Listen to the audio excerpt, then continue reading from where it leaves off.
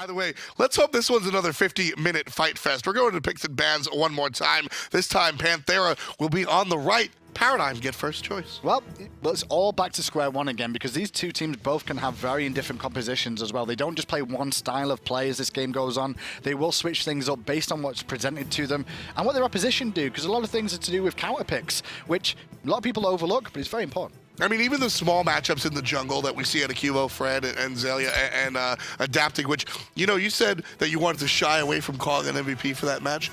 QvoFred. He had a good game, but there was a few that stood out for me overall in the whole grand scheme of things. There was very good shields coming out from iRaffer in that game. Of course. Trix Tank's flops defensively were fantastic too. Adapting swinger on the back was pretty much standard adapting for the most part. Yammyn's position was pretty good that game for a whole, but that's standard of Yammyn again. That's what I'm like, most of those are standards that I expect out of these teams. And I think that's why I lean towards QvoFred. He took every initiation, every counter initiation on that Fenrir. We accept that everybody played at an above exceptional level. Without the Fenrir engages, I don't know if Paradigm hangs on for an hour. Well, let's see if Fenrir gets through for Paradigm this game, because Fafnir taken out, and the difference is this time, will Nemesis get banned and will Paradigm look to run it for themselves? Our Kuang was left up last game, Panthera ran that one to great effect as well, but this just couldn't pull out the win. Just couldn't find it.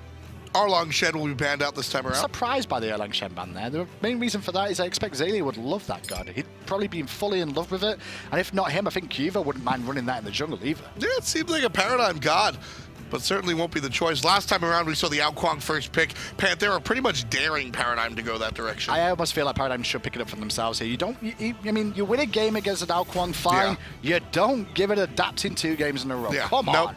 Lightning strikes once. Well, I mean, it might strike twice, but it's just so dangerous. It's always one of those things where you're like, you're risking it if you leave it up. That's what I'm saying. It's a little bit too scary. Panthera will take Funball's Hou-Yi away and lock in the Raijin for the mid lane. So, what a rare occasion. We get to see Yammyn play a mage.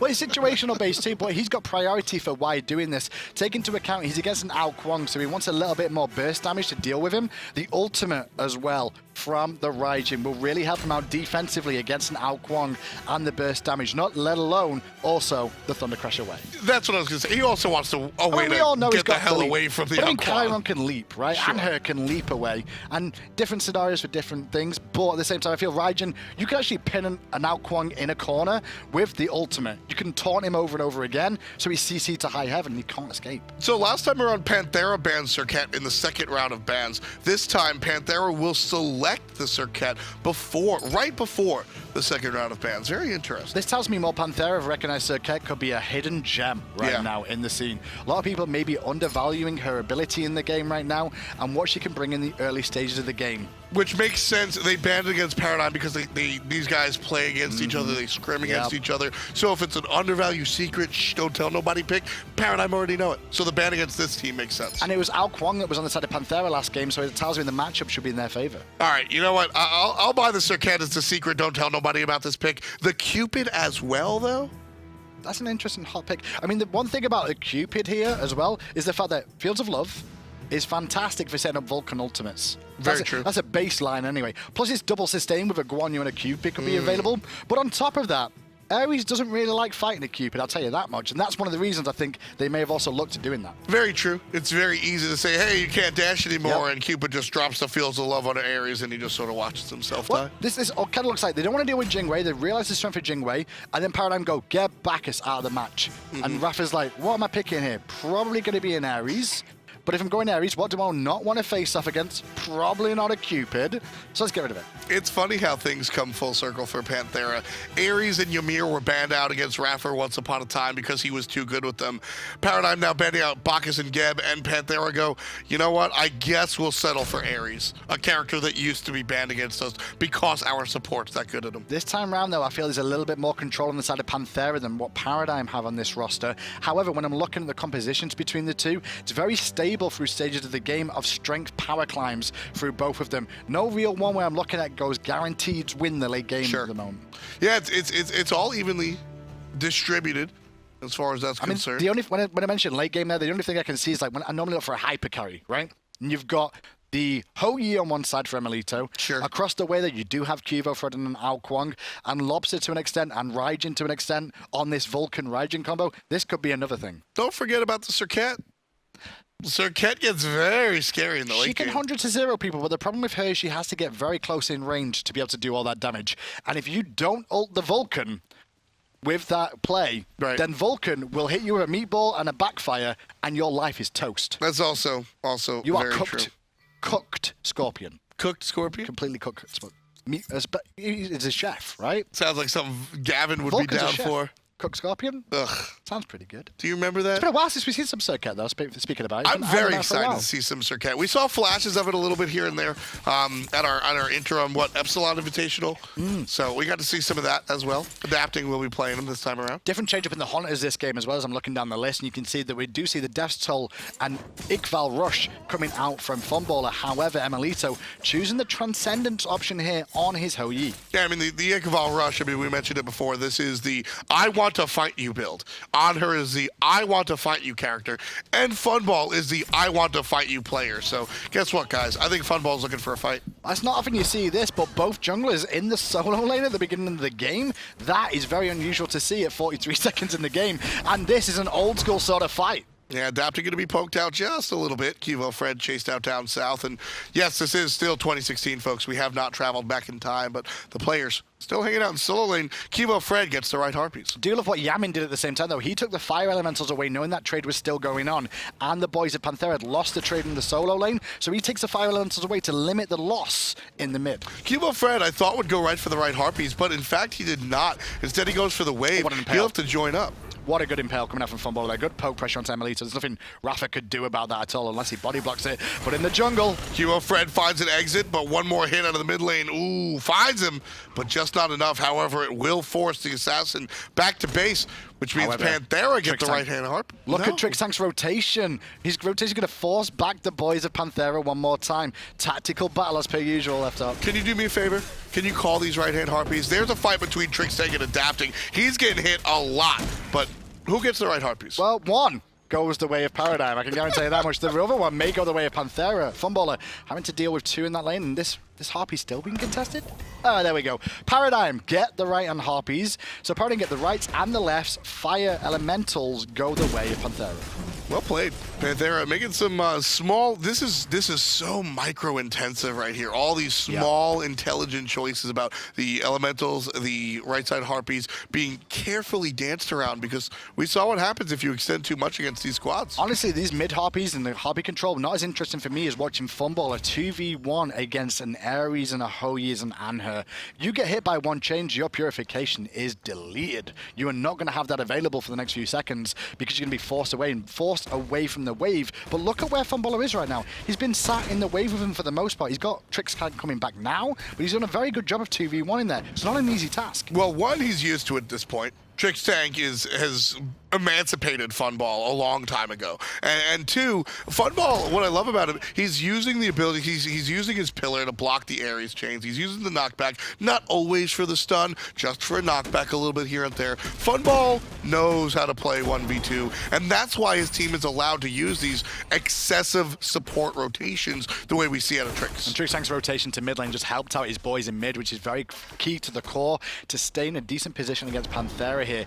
Obviously, I'm looking towards the early to mid game. You've got Adapting on one side that'll be looking to make plays and get his ultimate off, find some early kills, get his team snowballing. Left-hand side, though, you've got QvoFred that wants to farm out, but Funballer is the one I look at here on the Anhur. His mid-early game pressure in the jungle, so very strong. And Anhur offers a lot of different choices. One, you can see the Transcendence Hou-Yi. That's emilitoo saying, hey, I'll see you later. Funball with this build, the Iqval, he's like, all right, I'll fight you now, but I'll also fight you in Look at the red buff. They give him the red buff. They don't give Lawbster in the mid lane red buff. They want to give it to the Funballer early just in case of an engage. Because this is where Funball will fight. Lawbster will get the red buff later on when, you know, math gives him 8 million extra power just for having the red buff. But for right now, Funball takes it. This is his duo lane to fight. If emilitoo wants to engage, Funball with passive red buff build in tow winds up on top, and they're also going to leverage this onto the objectives as well. Anhur does a great job at taking out early Gold Furies. So this composition from both the two teams here, very similar in terms of how they play out in picks and bans on paper. And the problem with that is that because they're so similar, this game's going to be completely different to the last one in one team's got it early, one team's got it mid, one team's got it late, one's got it siege and one's not. They're both very evenly balanced in what they both bring to the to the fight. And so where do you expect this one really to break out? Because Paradigm, like I said, with Trix Tank, Funballer, Lawbster on the left side of the map, I feel like they want to make an early Gold Fury it's push. always going to be Gold Furies with these two teams as well. Paradigm in the past suffered with issues of Gold Fury control themselves. Panthera may still look to exploit that one, but at the same time, if Paradigm recognize it, there's an option. At the moment, though, is a lot of contest over these Harpies. Yeah, Panthera, they've got 4 players here. Trixtank makes 3 for Paradigm, but Panthera have the aggression. Down goes the turret. Lawbster looking for more, and 2 shots, and Paradigm get the rights. That was a really nice cleanup from the team of Paradigm there. And what they're actually using there is their 4th man advantage in the turret.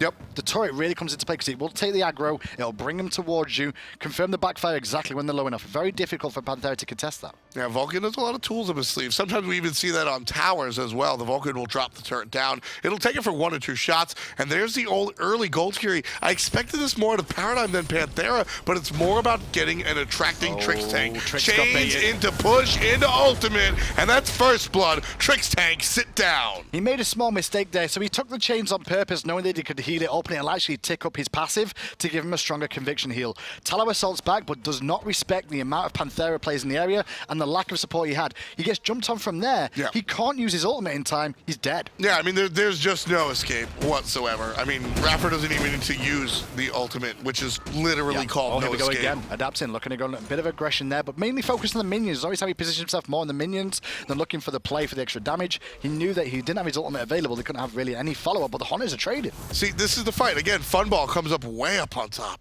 And that's Emil taking a trade to see how he's doing. A Funballer once more. Trying to find the kill with the ultimate. Couple more basics will do it. Just 1 is all Funball needs. 1v1. He told him, give me the red buff, and Funball takes the life. And that's exactly what we expected to happen, you know, in that style of play there. But now Gold Fury attempt from Paradigm this time around. iRaffer's here, though, and Trixtank, he's looking at him. I think they're going to go for the pick, but the shell is on. Yeah, iRaffer avoids the stun with an ultimate of his own. Up in the air is trouble. Yammyn on the ground takes out Trixtank, and QvoFred puts down low.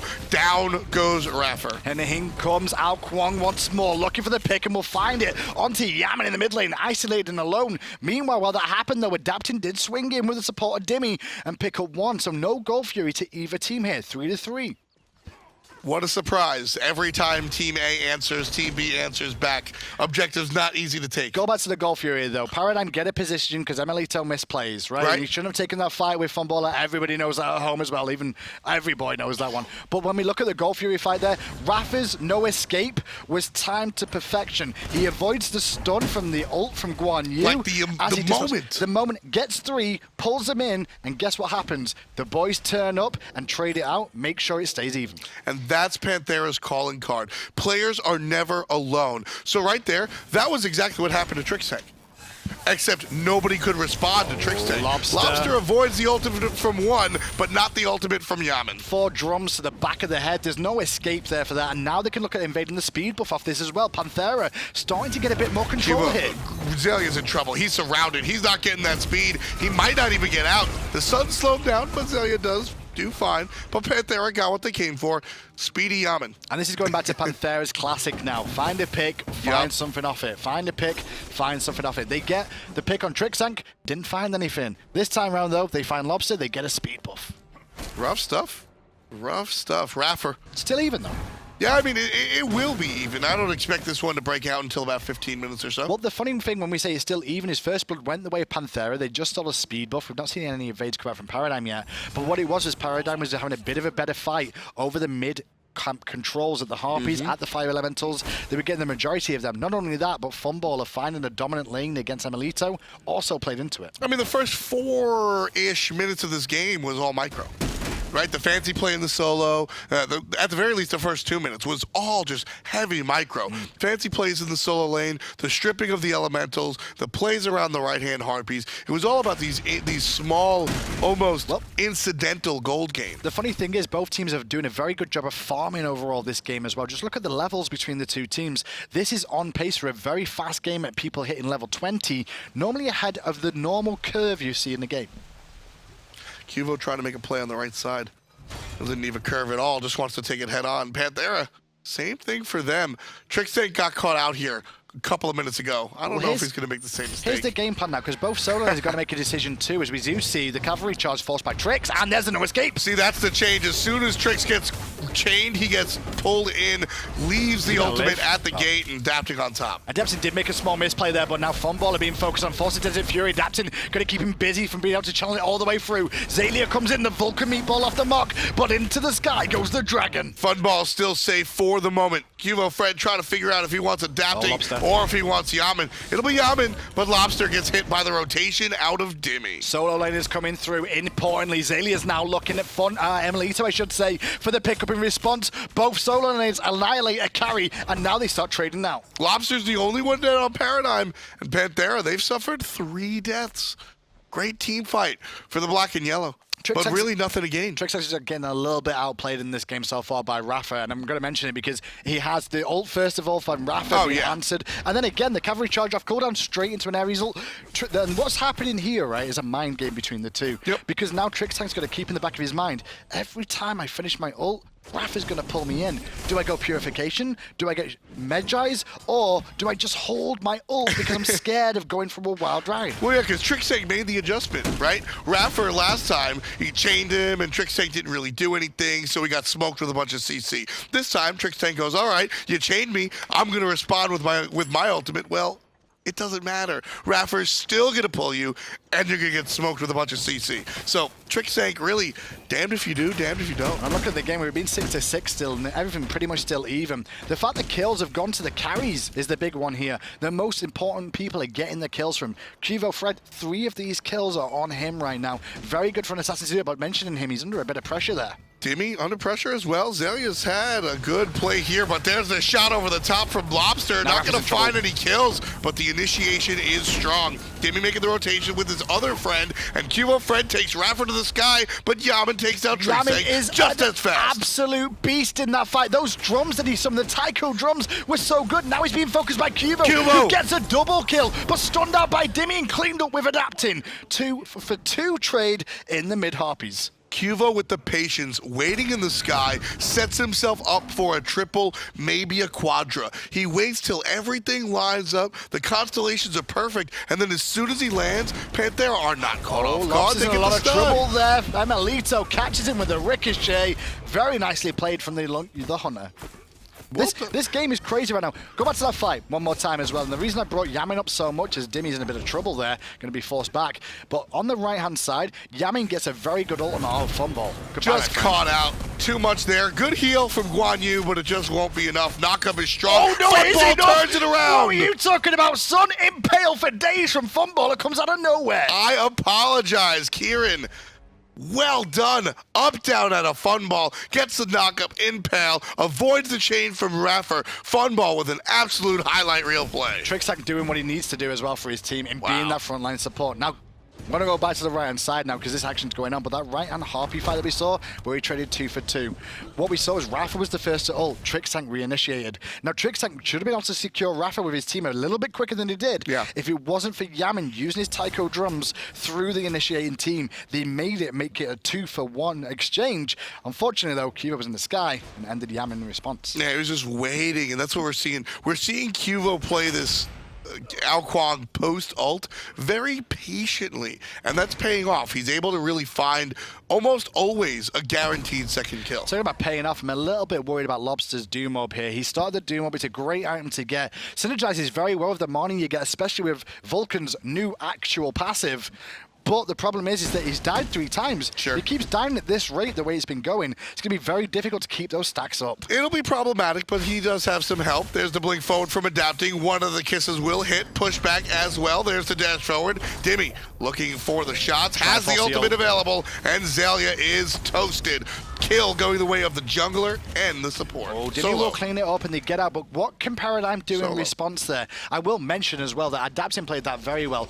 Only just got that relic and immediately puts it to great use when the team don't expect it, but Trix is in trouble. Here's the rotation from QvoFred. Hits onto Raffer. Could bring him low. Enough damage. Lawbster will help. There it is, but Raffer with the ultimate purified out, but not the case for There's Yammyn. The drums again from Yammyn, and now Trix is in trouble because Adapting turns up to the fight.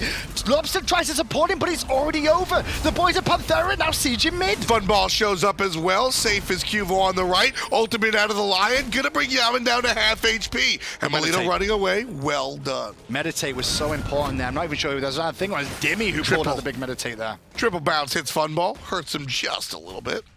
But you can see how the fight went there. It was a 1-for-0 exchange, really, overall, between the two. And it was Trixtank that was the one caught out of position at first. IRaffer, good body blocks coming out from Qvo. But Yammyn, again, saves the day with the ultimate on Raijin. I mean, the Taiko drums, he's using it, the damage, the fear, the taunt, all elements of this character's ultimate on full display. Now, this is an interesting one because most people have no ultimates available. And both teams, or mainly Panthera, they're edging around the Gold Fury, feeling themselves to see if they can try and sneak it away. But I don't think they feel that confident themselves, especially because Trix is back with the heals. Right, just don't want to take it just yet. Paradigm starts up the Gold Fury.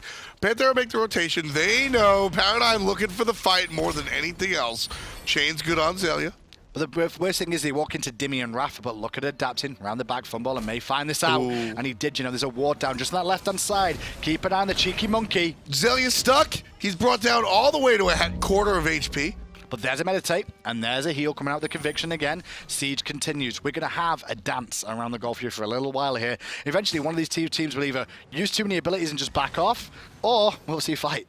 Dimi's going to find his way back into the mid lane, and this could be an important separation, but Trixtank gets isolated. There's the taunt into everything Panthera has. Trixtank forced into the ultimate. Vulcan fires over the top, and the pull is good up to 3. He gets 3, and now IRaffer's still in the mix, though, but Yammyn is being forced out by QvoFred. What a play from Qvo to keep him busy. Funballer secures the kill on him, and now they can look at Dimi. Funball's got the pillar up. Look for the placement. Won't be used just yet. Instead, turns around. Chasing out Ho-Yi is QvoFred. The rest of Paradigm will come in tow. They're going to look for the tower. And they're going to look for the tower and look for maybe a kill underneath it at the same time there. Can they actually pick up emilitoo? No, is the answer. The meatball connects, but it only pushes him further to safety. Funball trying to deal with these minions, also wants to show up, but not enough. So here we see Trixtank baits himself into a bad spot. We said earlier on, he's been making mistakes. He's 0-5 right now, so everybody can clearly see that. But what he actually did there was went back to base, built some magical defense, right? So those Taiko drums that came out from Yammyn didn't impact as much. And the magical damage from Ares too, that's why he managed to survive the engagement. And because all the investment from Panthera was there, it allowed Paradigm to turn it around. Exactly. If you're going to get picked off repeatedly, right? Trixtank has pretty much just understood this at this point. Paradigm are seeking the Gold Fury. That one goes the way of Paradigm. Panthera show up too late. Trixtank dealing with iRaffer and adapting on the left. That 6-man, man, that turret comes in handy so much. It does so much free damage from the backside, and you are going to have to take it down at some point. So Panthera, well, they're just going to go back to farming now, and that's what I expect. There's no chance here for Panthera to answer back this time round to the Gold Fury being taken. So going back to Trixtank, he's 0-5 with 5 assists. I stress on that 5 assists as he is a support player. He got picked out once. He tried to adjust. He got picked out again. He tried to adjust. He got picked out a 3rd time. Guess what? He tried to adjust. It didn't work. Now, like you said, building is also how he's going to adjust. Just being a little bit tanky sends that entire ripple effect into Paradigm's favor. And we give Trixtank credit for, you know, the adjustment to magical defense to make sure it can deal with the team. But Panthera, after that one little mistake there, and it wasn't a mistake, they just didn't, you know, overall realize he was going to survive that long. This time around, they won't focus him as hard. Oh, yeah. They won't invest as much into it. So Paradigm have to adjust again. Exactly, and it's how does Panthera adjust? Because we haven't seen that yet, right? The next team fight, they'll show their hand, and Paradigm will be able to say, all right, you're not focusing Trix, you're now looking at Funball. Well, that gives Trix all the room in the world to cavalry charge, heal up, and really wreak terror. But spikes is starting to change over in the duo lane now as well. We mentioned Funballer early on, got off to a great start at 3-1-4. His build is a little bit further ahead than that of emilitoo's, but emilitoo is now starting to hit that stride. You just saw that in that given situation, I may have seen Funballer trade back out with him, chose not to, knowing that it's a Ho-Yi. Exactly. Wants to make sure that he doesn't go head-to-head with the Ho-Yi just yet. See Ho-Yi starting his build. Asi, Transcendence, pretty standard stuff. Nothing too crazy out of either of these players. But both the Hunters, I meant junglers, are really going off this game once more. Qvo and adapting 3-0-6 for the Serqet, 5-1-3 for the Kuang. The penetration build online and kicking for Kuang, whereas the crit is near enough getting there. Yeah, I mean, that's once you finish the Deathbringer on Serqet, that, of course, the Death Bait and the Zigzag, that starts to really hurt. And as you said, both jugglers have already been off to a tear before they're supposed to. These jugglers aren't supposed to be this relevant this early. Well, I mean, Serqet should be, but Kuang probably not as much. But the way Qvo's played it so far and the speed of the game between the two of being forced into full 5v5 so early, it has forces. The only thing we've not mentioned, actually, didn't see the tier 1 on the right, is down, but look at mid. 2 players grabbed, no players will be pulled, as forcing out the ultimate and out of the jungler, the purification. Yeah, I need to see Trix Tank do something different with his build here. Maybe go for a Medjai's. He can't go for Purification. He's picked up the shell for his team. He is getting focused a lot in these engagements so far, and it may hurt him a lot. They need to bring down the healer overall, granted, but there's a power play here for Paradigm with that turret. Yeah, I'd like to see a Medjai's on the side of Trix Tank. However, Panthera, I don't want to see Trix Tank at all.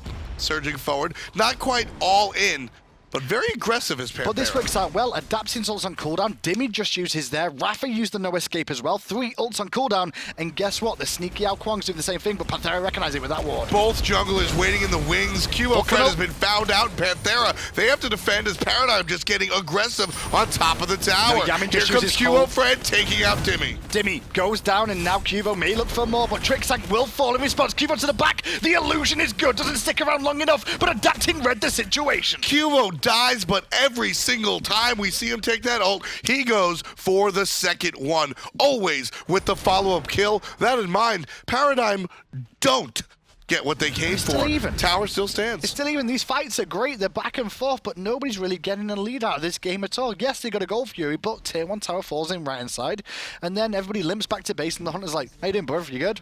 Yeah, I'm in mid now. You in mid? Yeah, okay, we'll just sit here for a bit. I mean, even the gold, 300 separating these two players. Funballer and emilitoo transition their fight from the left into the mid. Pillar and Pale not on the mark, but a couple of basics are. A couple of basics are, but the ricochet as well. So both of them missing abilities, but that's fine. You know, it's just generally a little boxing if you get a small power advantage. Everyone limping back from base one more time, though. Builds are coming along, and, well, we're almost at that stage where I feel that this could go a little bit deeper again now. It just might. I mean, 21 on the clock, 13 all. Gold even as well. Small misplay here that you can see Adapting getting this deep to look at a speed buff at this stage. Luckily, though, Lawbster reacts in time to steal it away by the looks of it and defend it, but Adapting forced a kiss there just to get out again. Yeah, I mean, when you're playing a character like Serqet, you have so much mobility. You can make those aggressive plays. You can sort of gamble a little bit heavier. The dice are tilted in your favor. Just a bit of chill there. Left-hand side, though, Funballer going to be a little bit laid back to the lane, so lose a couple of creeps, but it's not too important right now. Still, nobody level 20 in this game. I was saying it was a very fast-paced game up to a point here, F-Dot, in terms of how quickly they were leveling. But all of a sudden, that little Gold Fury skirmish over and over again slowed it down once more. Now everybody kind of under the level they should be at for the stage of the game. Yeah, just waiting it out again. These two teams very tactical when it comes down to it. Really want to make sure that every play they make is the right play. And when you talk about tactical, I'm interested in the item builds overall because you want to see a lot of counter stuff coming out from both these teams to deal with what the opposition's got. At the moment, they're not too focused on anti-heal here. There's no curse on the side of Panthera, although there is a pestilence on Dimi. And of course, the Serqet. Adapting very big. And when it comes down to it, Serqet's going to find the key target. Do you need everybody to stop getting healed? No. You need the guy you want to kill to That's stop true. getting I also healed. misspoke because I didn't see the pestilence on iRaffer as well. So they are a little bit concerned with the conviction coming out from Trixtank here. And as the game goes on, they can't invest as much on him. So he's going to be in there doing those heals. And not just that, Meditates too. Meditates do make it a big impact. However, there's only one of those online, and it's also on Trixtank. Trixtank certainly has a whole bunch of healing to his name. Crit coming online as well for Funball, actually. Looks like Paradigm may be looking for a play at the Gold Fury very early here because I actually saw him sell his Death's Toll for tier 2 of the crit looking for a Rage, which means that he really wants to make an impact with this. You don't often sell a starter item if you can help it unless you're looking to push the game along. And there's the play. Paradigm bring the Gold Fury down to about 50, but they're also aware that Panthera are going to show up as well.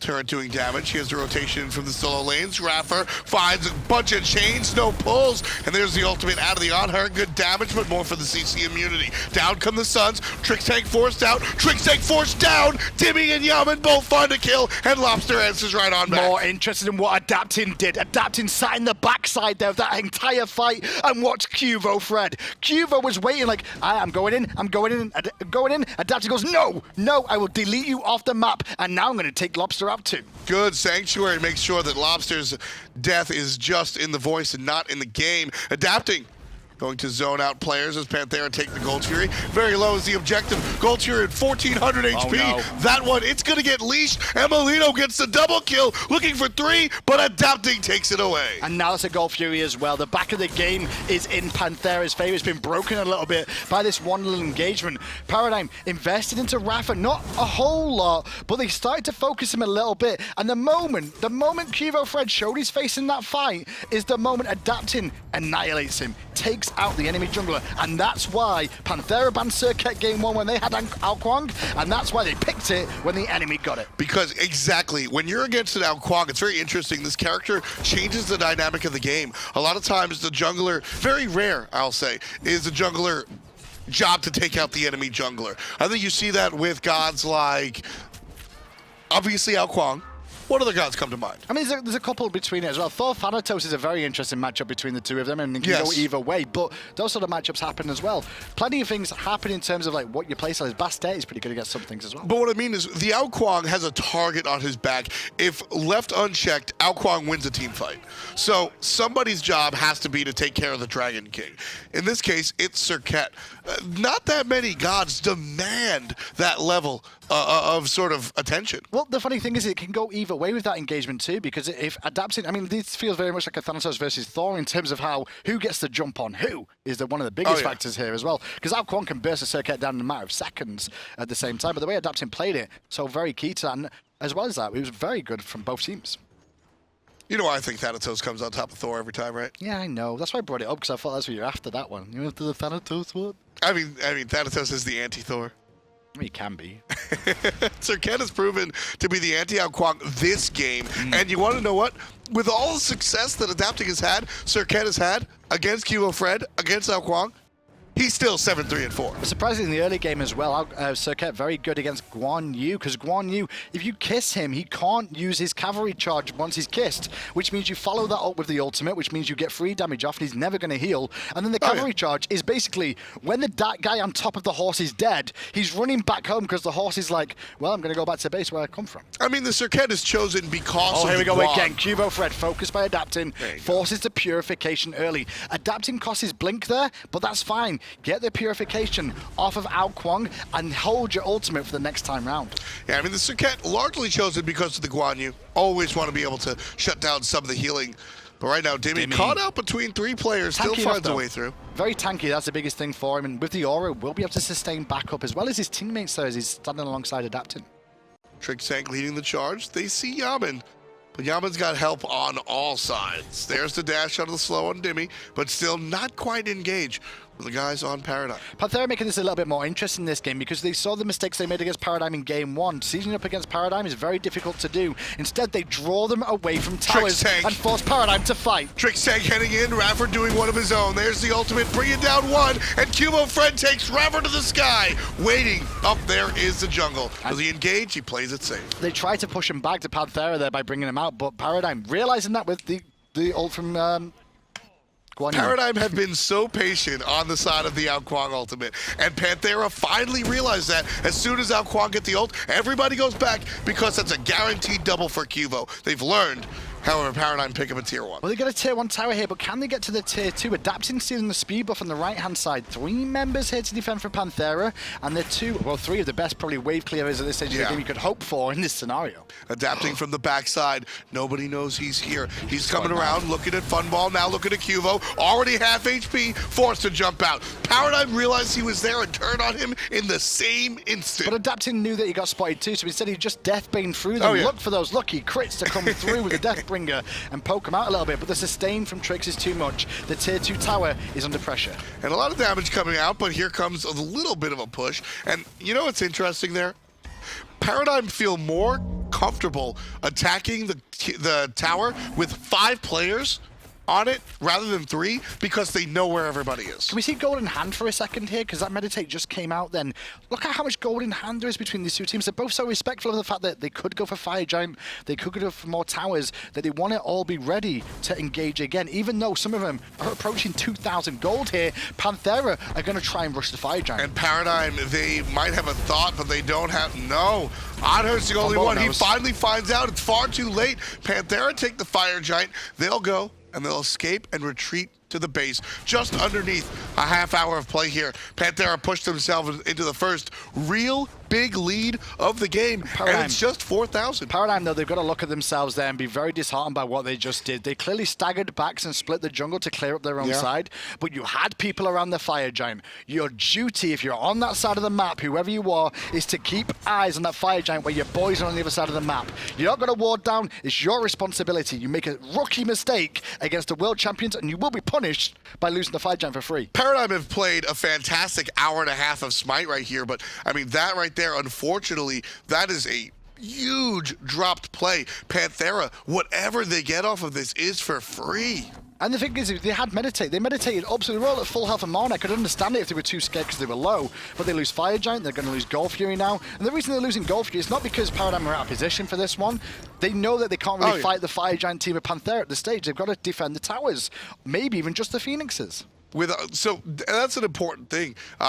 Gold Fury will get leashed. When you're under a tower, you've got that 6th man, so you can really fight with the damage that the tower's giving you. Because you've got a turret as well. Comes in handy, love that little turret. Trust me, the more I see the turret this season, the more and more I'm starting to fall in love with it all over again. Pretty Prime's probably the best person placing these turrets overall, but every single Vulcan player gets a lot of free damage just by sitting there whacking away on the nearest target. Jumping in is iRaffer, just starting this one out. Not going to grab anybody. There's their counter initiation. Backside, front side, damage all around. Damage from Dimi as he's trying to find the stun. Jumped over by Anhur, but Yammyn takes out Trix Tank. Still coming down is Panthera. Yammyn finds Funball. That's 2 for the mid-mage. QvoFred in trouble. Dimi in tow. iRaffer's there as well. Down he goes. 1 for the support. 1, 6, and 14. Dimi goes to the back line. He gets a distraction onto Lawbster, gets a distraction onto Funballer. They both turn the back. And what comes through their back? Yammyn's drums from the Tycho. Basically over and over again, slamming into them. The burst is good. The game is done. We got a split. Game, set, and match. 23 kills to 16. The Titan has 2,600 HP, and Paradigm right now looking down the barrel of a gun. And there was a quick pause coming out there from the boys of Panthera. The trolls are real. I hope iRaffer died just for the sake of it, but in the end he doesn't. 23 to 16, good performance from both teams there. Paradigm, they'll look back at that second game and be very upset with themselves, I think. There's a couple of things I clearly saw, and I'm like, come on. Come on. I mean, I was upset by the Fire Giant for them because, as soon as they lost that Fire Giant, it was done. The Fire Giant stays standing. It's a different game. Yeah, I mean, it was pretty rough, and I think, it all started out that first blood, 6 minutes, Trix Tank getting caught out. It was just Paradigm were playing the adjustment game. And I always say that Smite's a game of adjustments, but the problem is if you're always the one adjusting, that means you're always the second team. That means that the players initiating are going to wind up on top. Well, here's the best news. Look at that. Panthera's not on top of the points in EU. That's very true. That's unusual, right? Yeah, Dignitas taking out Leftovers and Hunger for More taking out Cringe Crew. Good little performance there from both the boys today. Panthera versus Paradigm, though, that one will go down for the ages for sure. At least that first game will. Very close game between the two of them. Some of the best performances I've seen out of those boys in a long time, and all of them, really. I'm going to watch it later tonight. Yeah, I want to watch it back as well, for sure. What are you doing after this? You want to watch it again? Yeah, okay, see that. Cast it again? Yeah, maybe we'll see about that. For now, we've got a couple of clips from adapting what Panthera set would be complete without him. He came out again on top, bringing out the Serqet that they banned in game number 1. Played well, even on the Kuang in game 1. Really brought it home. Overall, for me, adapting was one. And this is the play. This was the key play as well. I'm so glad we caught this one. But that was the engagement where everything got messy there between the two of them. And this is the second one where he's going aggressive on Lawbster afterwards. And just, you want to look at the small micro plays coming out of adapting. He gets the taunt, moves away from the inevitable meatball knockup to come right back in with the Deathbane. It's a small mechanical stuff that makes adapting. Well, it's also the decision making. That's not the mechanical stuff. Decision making. Who am I focused on? What's my decision going to be here overall? Very interesting between those two games. And the funny thing is, I don't think I could call if we saw Paradigm and Panthera at the finals going towards Worlds right now. I could not call that. I come into every season saying Panthera are the team that are going to be hot, and Paradigm will ramp up. That's right? True. Usually we see Panthera start as hot can go, and then maybe teeter off towards the end because they've already got it. It's kind of the opposite for Paradigm. We see them start kind of lukewarm, and then they amp up as they know they need the wins to get to land. Not the case. Paradigm, for the first time, I think, ever, really show up day number 1 ready to fight. Well, the best news is this was only day 1 of EU. Day 2 is tomorrow. You get to see more of this. Even more going on as far as Europe is concerned. But as far as North America is concerned, we've got to help out our friends in Louisiana. There's a chest on sale, flood relief, all 4 of those skins in the game. You saw Yammyn play on that Moose Chiron earlier today. You can be the same guy. Every roll of the Independence chest from now between August 29th will give $2 to the American Red Cross. Does that roll also give me Yammyn skill on Chiron in mid? Absolutely. Really? Absolutely. You sure? Absolutely. I'm sold. Absolutely. Oh, wait, okay. You said something different. Of course. But no, absolutely. And absolutely, you should make your way to hi-rez Expo. SWC, whatever you want to call it. hi-rezexpo.com. Get your own ticket. These guys got to fight. They got to play. They got to win. All you got to do is buy the ticket. The World Championship's on its way as per usual, and that's what these guys are all playing for in the SPL. The SCL's starting up as well. Those guys will be there too. Not only that, we'll have Paladins there as well. So many things going on. I'm excited. I've been there for the past. I've been to virtually every single Smite event and SWC. Every single World Championship. I'm like, Tom's been 2. I've been to every single World Championship. I really have. Me too. Have you? Yeah. I wonder if the fans at home have. Probably not. I certainly, it's actually real talk. People come into my chat when I'm streaming and they're like, hey man, what's SWC really like? Because they're like, all right, now that you're off the official broadcast, what do you have to say? I say the same damn thing. SWC, ton of fun. You get to see obviously the high level esports, but also like all those people you make fun on Twitter and meme with in Twitch chat. You get to see everybody that's part of the Smite community, which is why the whole like name change thing happened. It's fun. At least the ones with money. What? At least the ones with money you get to see. Because the others don't come. They're all in Twitch chat spamming away like they are right now. I actually had no idea what you said. The accent was a little bit too thick. You do now. Well, we'll take it on. Me and Hindu, we're going to keep our banter up. But you guys, it's time for you to go. We'll see you tomorrow, Europe, 1 p.m., right here on hi-rez TV. It's time for the Smite World Championship. The journey that these teams took here was one for the ages. It's been a crazy year, and it's all led to this. Teams across the globe will take to the battleground of the gods to fight not just for the prize money, but title of the best Smite team in the world. Welcome to the Smite World Championship!